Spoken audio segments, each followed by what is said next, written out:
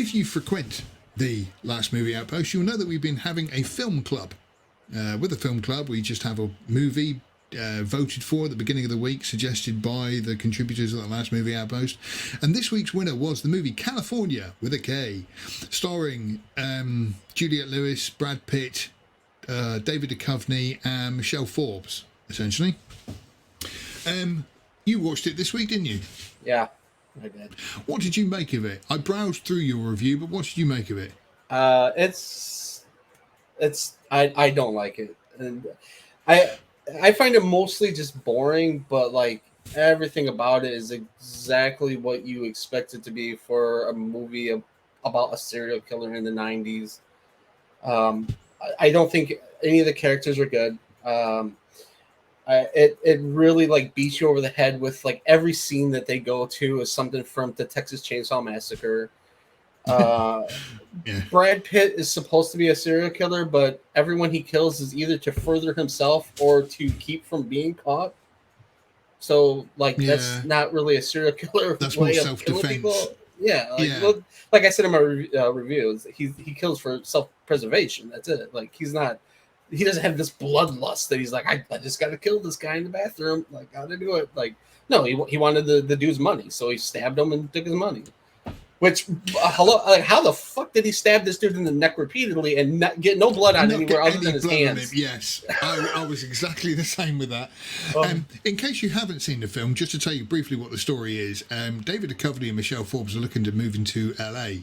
He is David Duchovny is a writer, and he's writing a series of books on serial killers.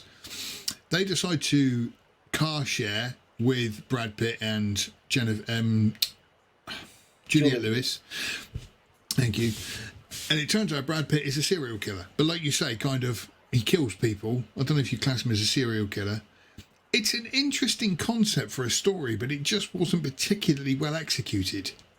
Yeah, I think it could be, if done properly, it could be, a really good story, Yeah. Like I say, I found Brad Pitt a bit too grating with his accent, and the same with Juliette Lewis.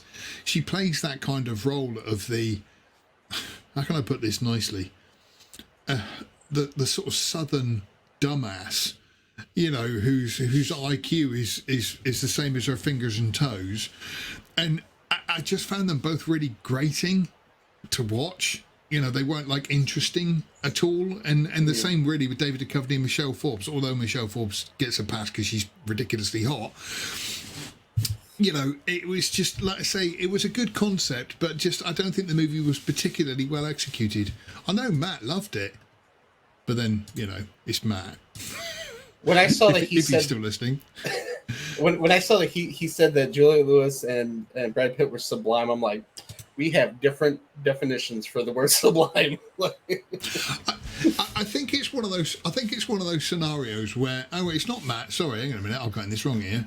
What did Matt give it? No, Matt gave it 4 stars, the same as Sean T. And again, it's kind of, I suppose maybe to us English, Brad Pitt and Juliette Lewis are playing the typical American roles. Yep, that's what they're like over in America. All American, dumbasses killing each other. Probably, yeah. So maybe he saw. No offense, obviously. I mean, he was a cartoon character. Like he even has a rebel flag on his fucking hat. Like, can be more obvious with what you're trying to do with this character. Yeah, and so like I say, to me, I gave it a 2-star review. It was interesting, but it just didn't play out particularly well.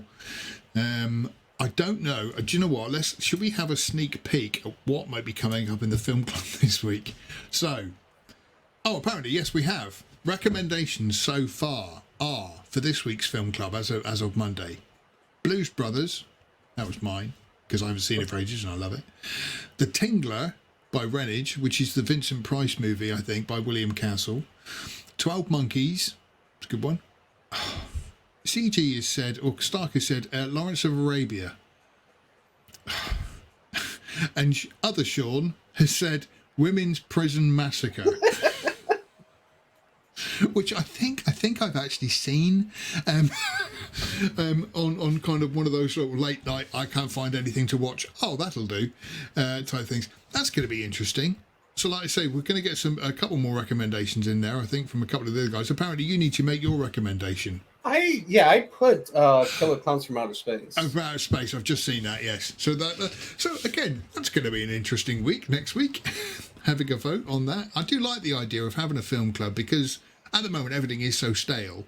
So having something new, which I maybe have, like I say, California, I remember seeing when it came out, but watching it again, it was just nice to actually kind of, sit down and watch something reasonably fresh to me. Yeah. And stuff. So yeah. So again, go to the Last Movie Outpost, especially tomorrow, and have a look and see what film we should all be watching next. And don't vote for Women's Prison Massacre, please. That was an excerpt from the Outpost Frequencies, brought to you by thelastmovieoutpost.com. We hold a live stream every Sunday at 12 p.m. on Central Time and 6 p.m. UK time. You're welcome to join us. In the meantime, make sure you visit thelastmovieoutpost.com for all of your movie news, reviews, and everything cool about film. So cheesy.